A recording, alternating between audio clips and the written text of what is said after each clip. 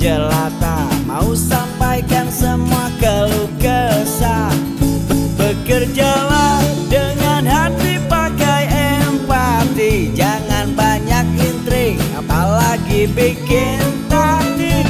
Bijaklah dalam membuat peraturan, jangan sampai bikin aturan yang berat. Sebelah adillah pada kami, kami tak bodoh, meski memang kami tak pandai, tapi kami berjanji akan tetap mengkritik sesuai isi hati.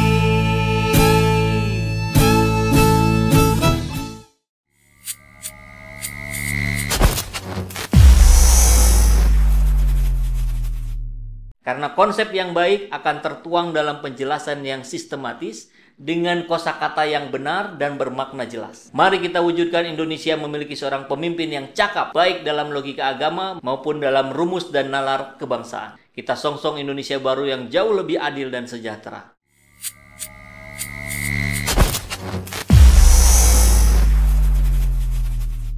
Assalamualaikum warahmatullahi wabarakatuh. Jelang saat-saat pemilu seperti biasa, nama calon dan aktivitasnya jauh lebih banyak muncul di media dibandingkan dengan kemampuan yang dimilikinya. Kalau kita pengen yang terbaik buat negeri ini, pendekatan kompetensilah yang paling efektif. Sistem pendidikan kita aja udah pakai kurikulum berbasis kompetensi. Guru-gurunya pun begitu. Harus memenuhi kompetensi yang sudah ditetapkan. Kemudian, model promosi jabatan di perusahaan buat jadi supervisor, manajer, apalagi direktur, juga pakai pengukuran kompetensi. Lah, kok untuk pemilihan presiden malah nggak dipakai? Ya sudahlah, mudah-mudahan di pemilu berikutnya pendekatan kompetensi sudah bisa diakomodir. Padahal, kalau pakai pendekatan kompetensi, rakyat jauh lebih dipermudah untuk menentukan pilihan. Karena hasilnya terang benderang menjelaskan level kemampuan calon. Baik itu dari aspek integritas, kepercayaan, komitmen, efektivitas, dan sebagainya. Hari ini jelas kita nggak akan dapetin data itu secara akurat, kecuali yang sebatas klaim yang juga sudah disiapkan penangkalnya oleh kubu yang lain. Padahal, dalam sebuah negara yang menganut demokrasi presidensial, jabatan presiden sangat penting. Selain sebagai kepala negara, juga sebagai kepala pemerintahan.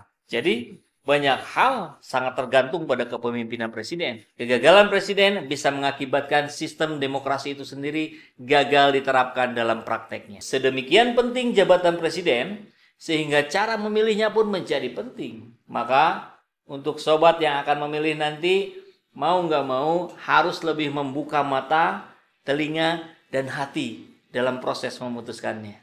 Jangan terbuai janji-janji kampanye. Kita harus kritisi janji-janjinya. Janji terbaik adalah yang memenuhi unsur SMART. S-nya spesifik, artinya menyatakan kekhususan dalam janjinya. Bukan janji-janji yang umum, yang mengawang-awang gak jelas. M-nya measurable, menyertakan data yang dapat diukur dan dievaluasi tingkat keberhasilannya. A-nya achievable, janji itu mestilah janji yang menantang, yang memunculkan adrenalin bangsa untuk mencapainya. R-nya realistik, tujuan itu terasa bisa dicapai dengan sumber daya yang bangsa ini miliki. T-nya time based, janji itu juga disertai dengan target waktu kapan bisa diwujudkannya. Ujungnya, pemilih membutuhkan garansi bagaimana jika janji-janji itu tidak terpenuhi. Dalam studi perilaku memilih, kualitas tokoh secara umum dan empiris dapat diartikan sebagai sifat-sifat personal positif seseorang yang dinilai penting oleh pemilih untuk menjadi seorang pejabat publik. Sifat-sifat positif itu mencakup banyak dimensi. Jadi, fokus aja sama track record sifat-sifat positifnya di masing-masing calon. Dan yang bisa dijadikan patokannya lebih kurang adalah pilihlah capres yang pertama, memiliki arah dan narasi dalam membangun Indonesia. Negara di bawah kepemimpinannya harus menjamin untuk tidak bisa diselewengkan atau dimanfaatkan untuk kepentingan pribadi atau kelompoknya. Karena presiden adalah cerminan rakyat dan negaranya. 2. Memiliki kemampuan manajerial negara yang sangat baik, yang mampu merangkul generasi muda dalam program-programnya. Karena pemilih, sekitar 40% berasal dari kaum milenial dengan karakteristiknya yang kreatif, inovatif, dan penuh kesigapan. 3.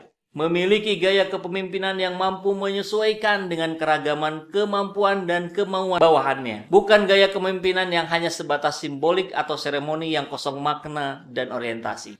4. Paham dengan konten dan konteks agama. peduli dengan hal itu. 5. Mampu menjadi komunikator, juga katalisator yang menyatukan dan menjadi perekat bangsa. 6. Berani berjanji untuk memberantas korupsi sampai ke akar-akarnya dengan rancangan program yang memenuhi unsur SMART, specific, measurable, achievable, realistic, dan time-based, seperti yang tadi sudah dijelaskan. 7. Juga berani berjanji untuk sesegera mungkin mengatasi persoalan yang dihadapi kaum milenial hari ini, seperti kesulitan lapangan pekerjaan, tingginya harga sembako, tingginya angka kemiskinan, pelayanan, biaya kesehatan yang mahal, pelayanan dan kualitas pendidikan yang buruk, tingginya angka ketimpangan antara yang kaya dan miskin, adanya pungutan liar dalam pengurusan di kantor pemerintahan, serta rendahnya daya beli masyarakat. 8. Memiliki karakter yang kuat dan berwibawa. Ini penting sebagai dasar untuk membangkitkan kembali kepercayaan diri bangsa ini yang sedang terpuruk, yang konsep dirinya sedang lemah, yang menganggap bahwa segala yang dari luar negeri pasti lebih baik. Kita wajib paham pentingnya 8 poin di atas. Karena dengan begitu, kita bisa memilih presiden yang mampu mewujudkan negara ini menjadi negara yang berdaulat, makmur, dan terarah. Jadi sekarang, mari kita cari informasi ke 8 poin itu. Di mana cari infonya? Kita juga udah tahu kan? Di mana lagi? Kalau nggak di kanal berita, di YouTube, sosmed, siapin kuotanya unlimited ya.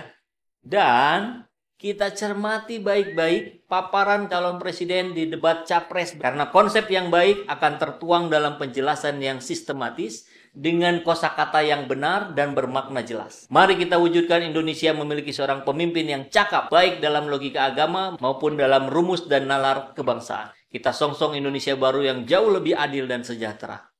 Be enthusiastic and keep progress. Assalamualaikum warahmatullahi wabarakatuh.